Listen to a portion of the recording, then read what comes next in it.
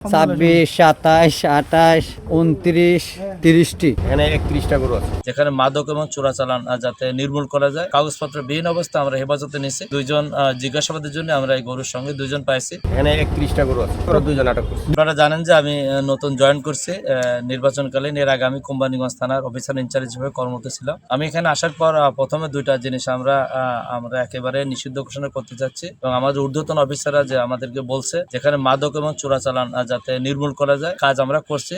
সেই কাজের অংশ হিসেবে আজকে আমরা চোরাচালান বিরোধী অভিযান পরিচালনা করছি। পৃথক দুটি ঘটনায়, একটা ঘটনায় বিপুল পরিমাণ ভারতীয় পণ্য সামগ্রী আমরা হেফাজতে নিয়েছি। এখনো পর্যন্ত সেগুলো গণায়ন চলছে। এরই মধ্যে আবার আমরা নদীর থেকে ভারতীয় গরু আমরা 31টা কাগজবিহীন অবস্থায়, কাগজপত্রবিহীন অবস্থায় আমরা হেফাজতে নিয়েছি এবং দুইজন জিজ্ঞাসাবাদের জন্য আমরা এই গরুর সঙ্গে দুইজন পাইছি। আপাতত এখন পর্যন্ত আমরা বিকেলবেলা ধরছি, এইমাত্র আমাদের নৌকাঘাটে এসে পৌঁছালো।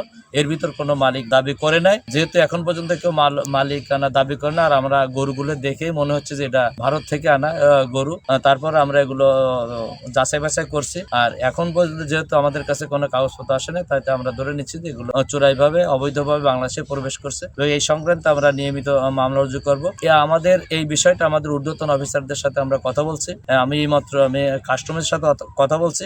গরু আমাদের কাছে থাকলে হয়তো যে তার যে খরচ হয় সেই খরচটা যদি কমানো যায়, কাস্টমার্সের মাধ্যমে যদি বিক্রয় করে টাকাটা রেখে দেওয়া যায়, সেটা আপনারা আমাদেরকে পরামর্শ দিচ্ছেন। আপনাদের পরামর্শ আমরা গুরুত্ব সহকারে বিবেচনা করব এবং এই বিষয়টা আমরা আমাদের ঊর্ধ্বতন অফিসারদের সাথে কথা বলে ব্যবস্থা নেব। আপনাদেরকে সবাইকে ধন্যবাদ। আসসালামু আলাইকুম।